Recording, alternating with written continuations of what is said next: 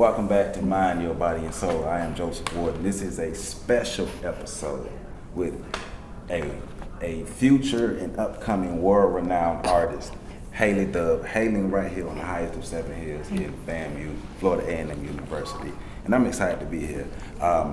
Denise and I, my intern Denise, we're walking through campus the other day, and you guys ran into each other. She said, "This is my friend who does this," and she showed me all of your work, and I was like, "Well, we got to set this interview up." So I'm thankful that you took this interview, and I'm want to learn as much as possible about you. So one of the first things is, what really inspired you to become an artist? Like, what were some of the first things that you said, "Hey, I like this, and I want to take this path"?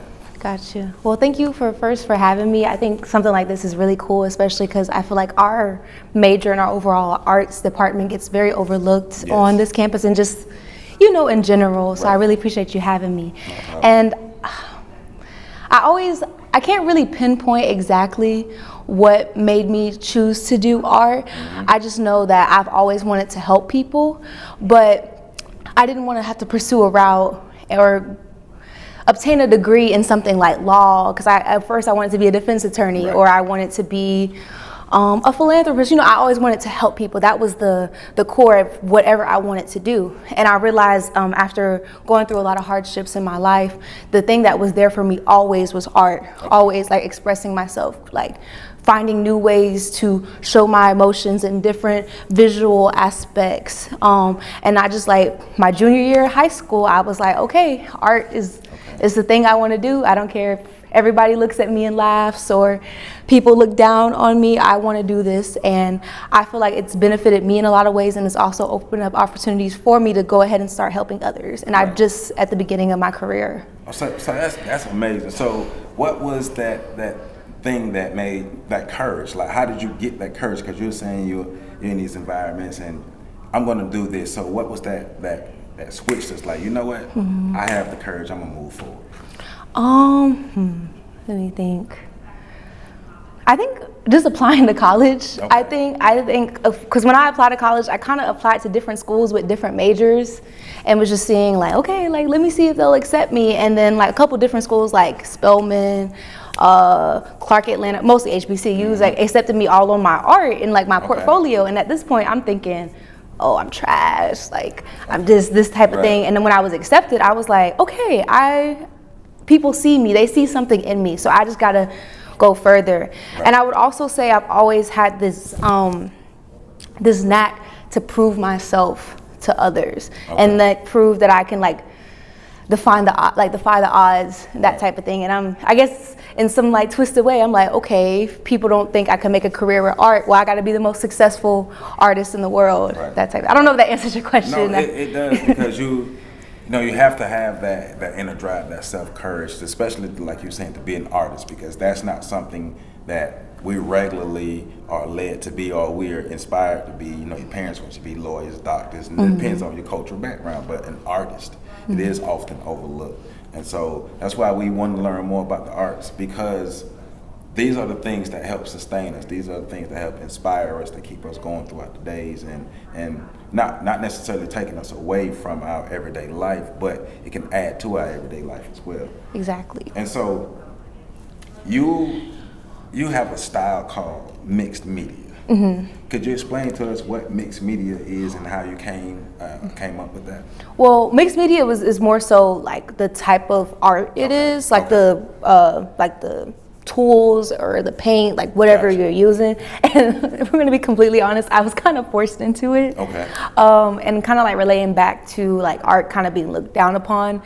You find that when you do find your like communities of art, for instance, I'm gonna go ahead and put like Foster Tanner, that's the like the gallery that we're currently in. I've realized, because our department's so small and we're all constantly overshadowed, we don't have the resources. We've had a leaky roof for like 2 years and no one's done anything about it. Like just those type of thingies. And so it can cause for us to be put in a box. Like, for instance, I wanted to do like for my senior portfolio around this, I wanted to just do primarily sculpture. Okay. But due to us not having a sculpting teacher and not having had one for about 10 years now, some of the other professors were a little bit more apprehensive about me pursuing that route. So that's when they were like, okay, because like, we know you're a good painter, we know you're a good drawer, so why don't you use those too? And like, that's kind of where the mixed media come from, like a way I can incorporate my 3D sculptures and 2D paintings. But that's also what kind of pushed me to do 3D elements on top of the paintings to like bring everything together. So it's kind of like I was backed up against the wall, so I just had to like make it my own in a way that I could still pass the evaluation and get the portfolio done, but at the same time still retain the like personal stuff that I wanted to do. Now that sounds great. So the 3D in the sculpting, the 2D in the painting, but also a mixture of the 3D and the 2D in the painting. Yes. That's awesome. So, and that was you saying out of necessity to make sure that you can meet the requirements, but also, you know, inventiveness and innovation comes out of necessity. So. Yeah, kind of. Okay. I was just trying like so many different mediums on them, using different paint colors I'd never used before, just really just trying to get it done. Gotcha. And so with the sculpting aspect, with you not having a sculpting professor here, but I look to my right and my left and I see sculpture. So how were you able to overcome not having a professor and be able to meet your goal? So I've already had some sculpting experience. I originally started in high school with a like ceramics class or two, and then I studied abroad last year in Florence, Italy, where I took more sculpting classes. So when I came back, I was just like, yeah, sculpting, that's what I want to do. But it was just kind of, it was a little administrative issues, some like miscommunications between me and my professors. I was a little saddened because I found out later on I could have taken like classes at Florida State that would have still benefited me rather than I'm like taking a bunch of digital classes and I hate computers. So I just kind of had to, since I did what I could school-wise, I just had to reach out to people in the community. Over the summer, I did like a internship at Tallahassee Clay Arts, where I got to work with like their artists. I got a little bit more help on the pottery wheel. And then I'll say last semester when I first started my portfolio, I reached out to Dr. Marilyn Proctor Givens at Lincoln High School. She's the advanced art teacher. And I was like, hey, like I'm trying to do sculpture, but I don't have a kiln. Can I use your kiln? And she was more than happy to like let me come and do my stuff there. And then this semester I was able to do like an internship at the school. So I'm like, now I'm just working up under her in her art classes. So how was this experience for you? Like the internship? Yes. It's cool. It's cool. I went to a fine arts like magnet high school back in Augusta, Georgia, where I'm from. And so seeing like a regular like public high school in Florida, it's just wow. Like my high school experience was so different. Is how I feel. But I've met some really like cool kids. Like this one dude, he's not even a senior, he's a junior, but he's just so good. And I like because I've been working with kids. I love kids. That's what I do in my part-time job. And I'm just like always wanting to encourage them, like let them know that what they're doing is really cool and like just keep going, because like I didn't always have that. So that's probably like one of the best experiences I'm getting out of the internship, is just like feeding into the kids that I see myself in. Gotcha. So take it back to the beginning a bit. When you first started making your creations and first started working as an artist, what were some of your first creations? Were they drawings, paintings, or sculptures? Now that I think about it, I've kind of always been mixed media. Now that I think about it, it's like collages, painting on top of the collages, paper mache, that type of thing. I would also say one thing I did in like the beginning, and I'm really trying to get back to now, is being more socially conscious in my art. Like back in like, and this was like, 2016, like between like 2016 and 2020, I was very pro-Black, Black Lives Matter, like always having that type of stuff in my art.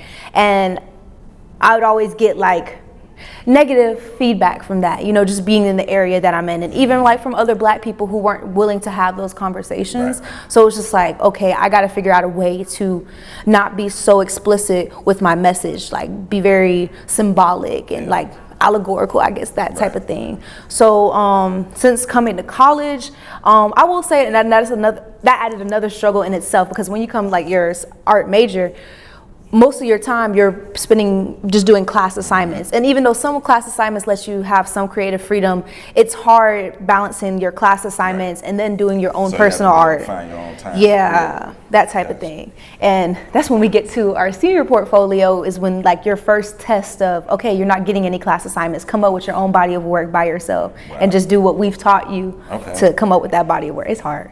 It's real hard. I bet. So, because you have to like manage yourself, your time, and everything. And so you're saying you're not taking any like regular course loads. It's all just creation. Yeah, pretty well. I mean, and then it also depends on what year you are in the program. Because like your first couple of years, you know, you're doing your general ed courses, so and maybe like 1 or 2 studio classes. But this year I took 4 studio classes. 4 studio classes and 1 lecture, but one of my lecture classes was my senior portfolio, so I'm technically supposed to be like working in the studio at that time. Sorry, I had went off. What was your question again? We were talking about the art and the sculptures and everything, but your journey with your sculpting reminds me of Metaval Ward Fuller. She was a world-renowned black sculptor. And she spoke through her art.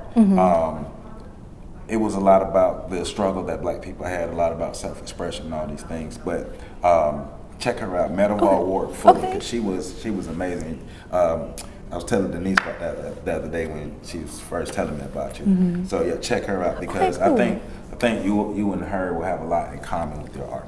Okay, cool. And so you went abroad. You studied abroad in Florence, Italy. Florence, Italy. So how did you even get to Florence? Like, how did that happen for you getting the opportunity to get to Florence? So, okay, it goes back to sculpture. So I remember about summer before my sophomore year, I'm talking to my professor, and I've gone through like drawing, design, a couple of digital places, but I'm like, I'm not finding my knack. And I'm like, I think I really want to do sculpture, but how can I do that?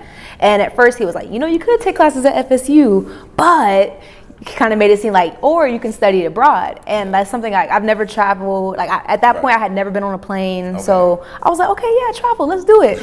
And like from that, and even that day he called the study abroad office. He was like, hey, I have a student that's interested. And that moment forward, I started my application. I started because it was the summer, so I started the application late summer, beginning of the fall semester, and I also applied for the Gilman Scholarship. The Gilman Scholarship is a U.S. Department of State need-based scholarship, and so I received that, but due to like COVID restrictions, the country of Italy was still at like a level 3 as far as like traveling to it. So I had to push back my study abroad from the spring semester to the summer. But then when it came to the spring and I'm trying to finalize my study abroad plans, basically the study abroad office is a lot like the financial aid office. And then at some point they have to work together. So it's just, took a lot of emailing, took a lot of doing this. I had to go to Miami to get a visa. It was a lot. But essentially after like 3 or 4 months of getting the paperwork together, I had the scholarship, I fundraised, and in the fall I got on a plane. And it was like 12 hours, but So what was going through your mind as you were boarding the plane? Because like you said, this is your first time like out the country, your first time on the plane. Were you nervous? I think I was more excited than anything. I don't know. I'm always just a person that's like, I want to see what's out there. I just always want to experience new things. And I feel like if I was scared about anything, I'd just trafficking stuff like the real like safety issues. And I guess I can be honest. My biggest thing was, and like it's been a reoccurring thought I've had since applying to school, was I'm waiting on someone to tell me my art is bad. I'm like, okay, first I went from my high school to FAMU, and so far ain't nobody at FAMU has told me my art is bad, but now I'm going into this city where I'm going to be like one of a million artists, all wanting the same thing. So I'm scared that I'm finally going to get to this place and someone's going to humble me. But then I've realized I got there and I'm like, we had to do, for one of my drawing classes, we had to do an intro drawing to like prove that you're allowed to be in it. I swear mine was the most ugliest thing I've ever seen in my life. But my teacher was like, oh, this is great. You have, even though you have a lot of room to grow, but you're on the right path, da da da da. And I was like, wow. You belong in the room. Yeah. So I get that though, because I studied like great people in the areas, and everybody has something that drives them, that pushes them. So your drive would be, okay, I'm waiting on somebody to tell me that my art is good, but at the same time, you're creating amazing art and trying to avoid somebody telling you, because it's like Michael Jordan making up a story about somebody lying on him to go out to score 42 points. So it's that drive that you have for yourself, but also reminding yourself that this, like, there's no way somebody can look at this and be like, this is not good, right? But even though art is subjective, but this is amazing. So reminding yourself too that you belong in the room. Do that. Thank you. So what was your overall experience like in Florence, like as an artist? Well, as an artist first, they're very, because like Florence is the birthplace of like Italian Renaissance, so they're very much preserving that rich Renaissance culture. Right. So I've realized it's hard for artists like street contemporary young artists to find like jobs and like a little niche there. Right. So that was the first thing I kind of realized. I'm like, oh, you think I'm coming to the city where I'll find so many opportunities in art? Everywhere. Yeah, but it's just, they're more so looking for what's the word? Not conservation. The word is escaping me, but when they like remake paintings and stuff, and like fashion like people, because like leather working is really big, like that's like one of their main exports there, that type of thing. But then I also, like, you know, as a black person, like as a black artist, I also realized that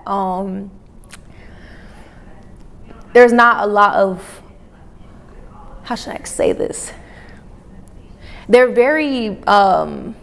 still very slow moving in Florence. I actually heard the word colored used while I was there. And so I was just like, okay, so this is still a country where it's kind of weird to see a black person in a higher position than a white person. Right. So there's like, okay, there needs to be a black person that's like coming here and like making those moves, especially if you give you a little art history tidbit. And this is something I'm planning on researching in the future.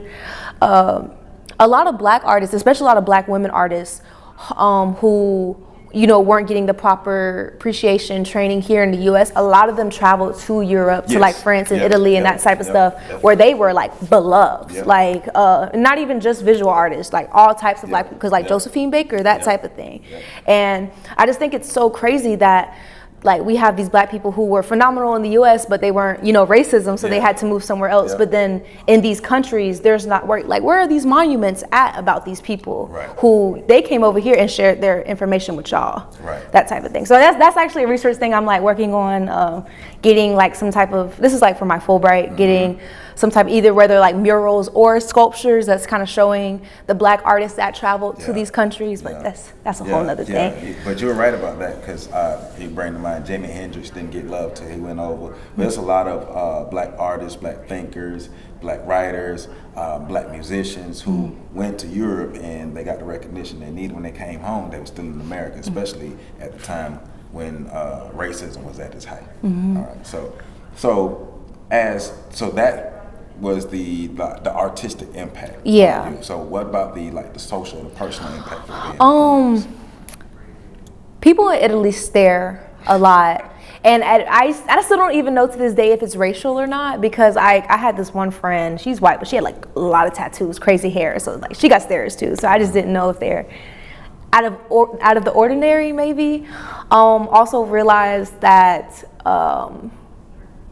I didn't like their food. I think a lot of people are like, oh, Italy, the home of like the best food. And I'm like, no, I miss my grandma cooking at home. You're from Augusta. But I'm trying to think what else.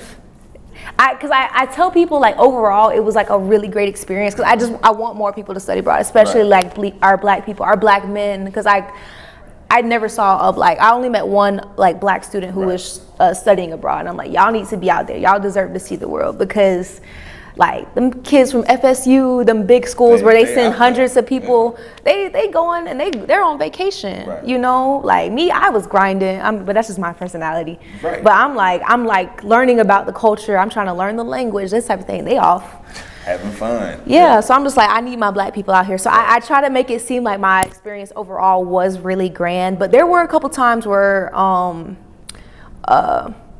I wished I was back home. I wished I was on my Black campus still, where it wasn't. I felt like there were a lot of times being back where I was the only Black student in the whole room. I'm having to like advocate for us, you know, give our insight to some things, you know, like in one of my art history class, we always had discussions. I'm like, okay, let me bring the Black side portion to it, so they know that this is going on. Right. So I felt like Italy was a very beautiful place.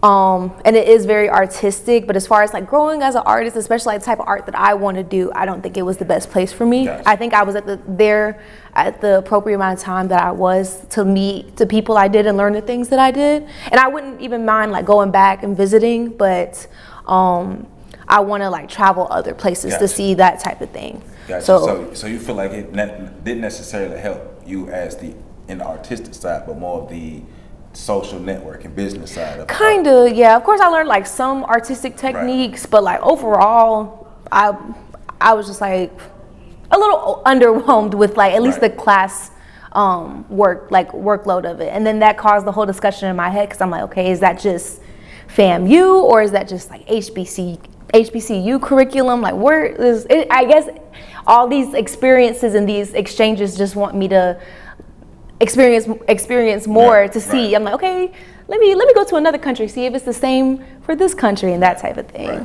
Right. So have you had a chance to visit other countries with your art? Yeah, well, while I was studying abroad, I was able to visit like 2 other countries within that like 3 months period. I went to Greece, which was really cool. Greece was like I think if I was to live anywhere, it'd probably be there because they're very like, I just love seeing like the graffiti, the street art. So I'm like, okay. So y'all got so some people came over here to y'all. I also went to the Netherlands. That place, I'm thinking, okay, we could definitely take a lot of environmental and like political things from this country and apply it to us. That place was really cool too. It had like one of the best museums I've ever seen. Yeah, I'm planning on applying for the Fulbright Award this upcoming award cycle, so I can study abroad again. Right now, the places that I'm looking at is either France or Australia. Okay. Like kind of talking about what I was just planning on researching. But I'm also trying to see if I'm going to do it as far as, because with Fulbright, you can either do it with a grad school or you can do it as an individual. Gotcha. And since I am planning on going to grad school, to see if that's something just you can use. Yeah. So within the last 3 or 4 years, you came into FAMU, knowing you want to be an artist, came with a vision, but still needing to grow. 3 or 4 years have passed. What's different about you now as an artist and as a person than the person you was when you first got here at FAMU?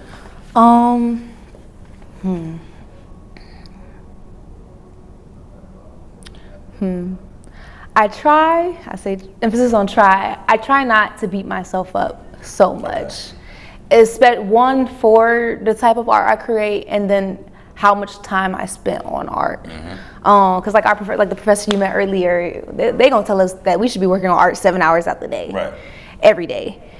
And a lot of times I can like really beat myself up if I go out for a little bit, and then like the next day I'm still a little sluggish, so I end up not doing art. So I'm just like, oh, you should be doing this, da, da, da, da. But I've had to realize that I need to just give myself more grace, especially because these people not on the level I am.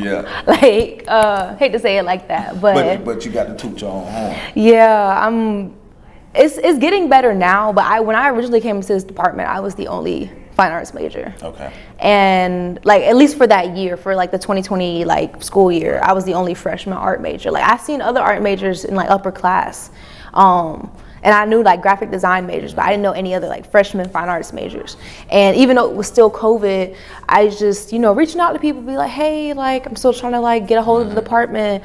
People are not getting back to me, and then When they eventually did open the studio back up, I would go, but no one else would be there. And that actually became a continued thing up until about last year. Right. So for like 3 years of my undergraduate career, I was the only one who was consistently coming to the studio, working all these hours out the day. You could literally ask Denise anytime, like, Hailey, where you at the studio? Work. So I'm so glad last Friday I was able to put these up, so I was officially done. Right.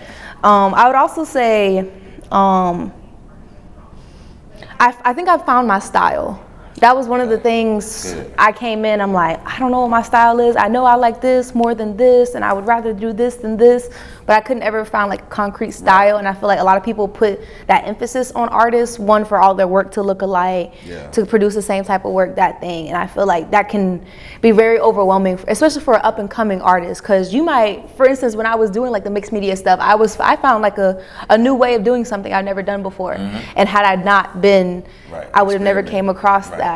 And so learning not to put so much pressure on myself, but also not to take the pressures from others, to have, you know, be at the finish line of knowing exactly what my style is, the type of art, what I want to do. I'm still open to learning new things. Because I will say, a while back, someone told me, when it comes to the types of art you want to do, you do want to stick to one, because it's better to be really good at one thing than to know how to do a bunch of things and not be that great at them, which I completely understand.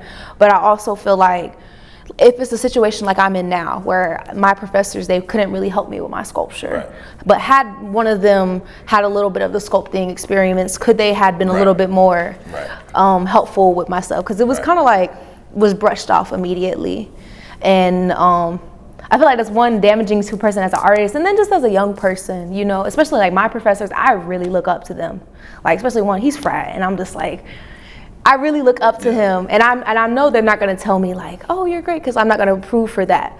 But sorry, I'm going on a whole rant and tangent. I'm going on a whole rant about my feelings about the department. But I feel like a lot of times people don't, excuse me, they don't look at people as a whole when it comes to the art that they're creating, why they're creating that specific art. Yeah, like for instance, and I know y'all want to know about me, but that art over there, the Cowboys, that's another major. This series is actually about like queerness, and like also showing us another side to like Western history that we don't see, because Cowboys comes from a derogatory term towards Black people. But John Wayne, insert other famous cowboy people, it doesn't show that narrative. So it's like, and a lot of people wouldn't realize about him that he's also queer. And I know in the beginning they were really he really wanted to stick to the queer aspect, specifically trans people, but they were like, no, like push more on like, you know, the Black people portion, But I'm like, do y'all not know that, I don't know, you're slightly diminishing him in a way by saying like this is his identity and he wants it shown to others. Because when you talk about art, you're talking about self-expression. Because you asked him to create something within him. So. Right. Okay, but what I'm also hearing from you though is, you've had one thing, because FAMU will prepare you for life. I tell everybody. A couple things you have to do. You have to get into it with financial aid. You got to trip while walking through the set, and you got to struggle and learn the life lessons, because FAMU will prepare you for life. But you've learned how to advocate for yourself. You learned how to fight for yourself. You've learned how to go above and beyond for yourself, because you've had these obstacles that we've all had, you know, as students at FAMU, and everybody have their stories. But it's preparing you to be better, and you're gonna face other obstacles when you come up in your future, but you're gonna be ready for it. But also that confidence that you have, you're like, they can't touch me. Take that with you. Be humble, but know your talents, you know your skill set, but also you have a skill set, you know your skill sets that you can use. So the future's gonna be bright for you. Keep doing what you're doing. Thank you. So, and it's just somebody who, look, I can't color in the lines, right? So I'm not an artist in that sense, but like a piece like this, how do you know when you're finished? Like how do you know the direction that you want to go with the painting? You're never finished. To be honest. like one thing, especially our one professor, he's like really like nice to us. You can always do more. Like you can always pull out more detail, experiment with another color. This one, I think it was really just time. I was like, I'm getting close to the deadline, and it's like I know that there's not too much more I want to do on it. It's just not looking how I want it to look. Right. And so it kind of took like split second decisions. Like for instance, the shiny aspect on this is like varnish. So I added the varnish, and then I was like, okay, I still don't like it.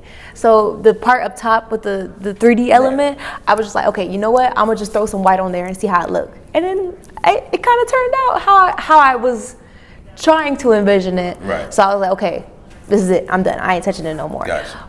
But maybe not this. This one and that sculpture. I'm gonna have to, like, even after the exhibition, I'm gonna work on them. Gotcha. Because I know that there's still more I can do.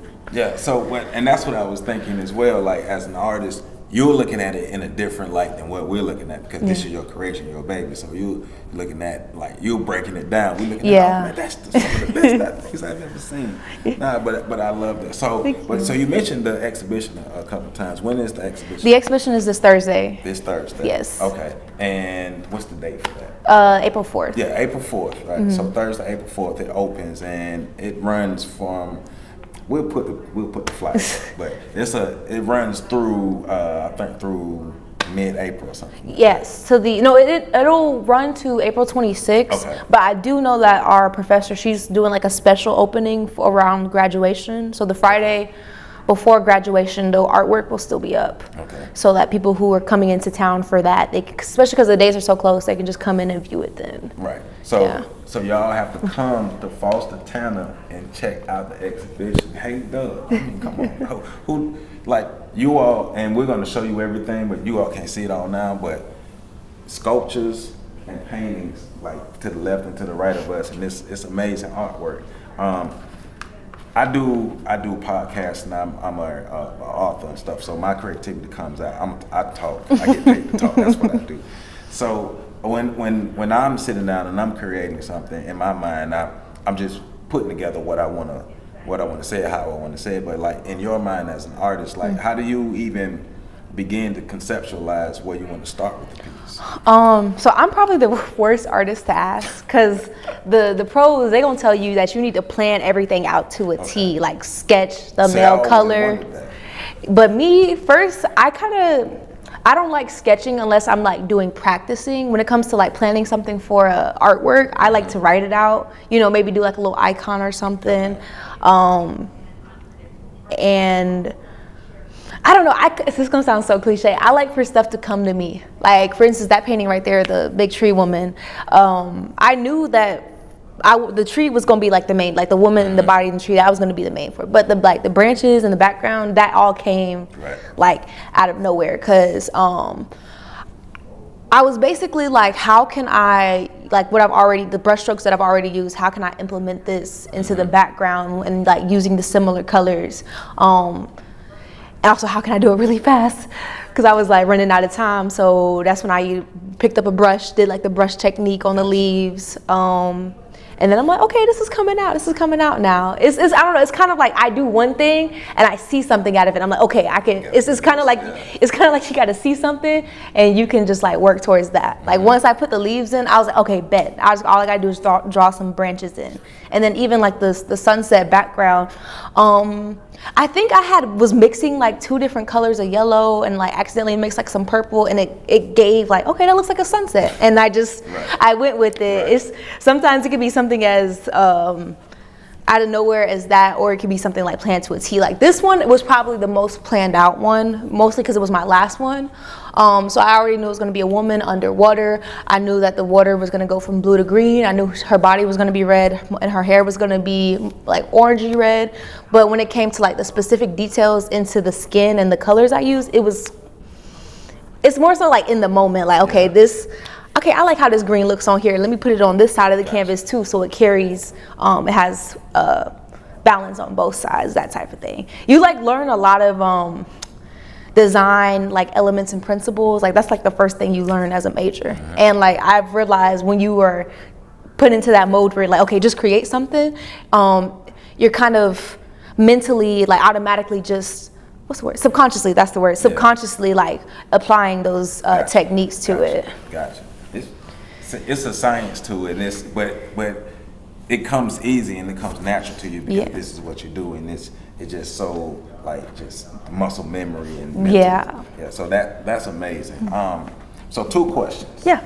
The first is after graduation, after grad school, when you're out in a professional career, like what are your goals? What do you want to do as your future as an artist? 10, 15 years from now, what do you want to do? I want to do everything, like art-wise. But I think in that time span, I definitely want to have had traveled more, whether it be like Fulbright or I've get some type of government contract. Doing where I'm actively traveling for a couple years, like I was saying earlier, meeting different cultures. I want to just do that for a period of time. I'm going to grad school for arts administration or arts management. And so I really want to get into community work, community engagement, specifically with children. So everyone always going to hear teaching with that, which I wouldn't mind at all. I just don't want to go into full-time teaching right off the bat. I want to do it on your own. Yeah, I'd rather be a teacher 2 days out the week, but then the other days I'm working at a nonprofit or a museum, that type of thing. I kind of want to be community engaged, doing that type of making planning, working with cities to implement stuff that would bring more art, more culture, that type of thing. But I also still want to be doing my own type of art. One of my goals in life is doing a sculpture for Times Square, having an installation Times Square, that type of thing. Excuse me. And at some point get into creative directing. I'd also want to be a creative director. So yeah. That's good. That type of thing. So what advice, let's say some young high schooler who wants to be an artist but may not have the courage to be an artist, and they see this interview, what advice would you give them to have the courage to follow their dreams and be the greatest artist that they can be? Well, first, art has been around literally since the beginning of time. People always talking about the cave paintings and stuff. So, and then almost everything in our life is art. Right. There's a place for artists everywhere in every field. And I feel first you should know that. You don't have to be just a fine artist. That's when we have our graphic designers, our architects, engineers, that type of thing, where you can still have, your feasibility or whatever you want to call it, but you're still being able to be an artist. But also, it's kind of a calling. If you get a calling that something in your head or something in your heart is I just want to create, then you should do it. Because I feel a lot of times people come in, they want to do art because it's cool, it's easy, that type of thing, but they're not willing to, those majors earlier, they're not willing to put in those extra hours, in the studio, being here every day, that's spending so much money on art supplies. So if you have a calling, then you should definitely do it because it's meant for you. And then I would, last thing, I don't want to say consistency because I know I'm not consistent majority of the times, but definitely just having that work ethic. Even if it's just okay, Monday through Friday, I'm going to put in the work, and then the weekends I'm partying, or Monday, Wednesday, Friday, that type of thing.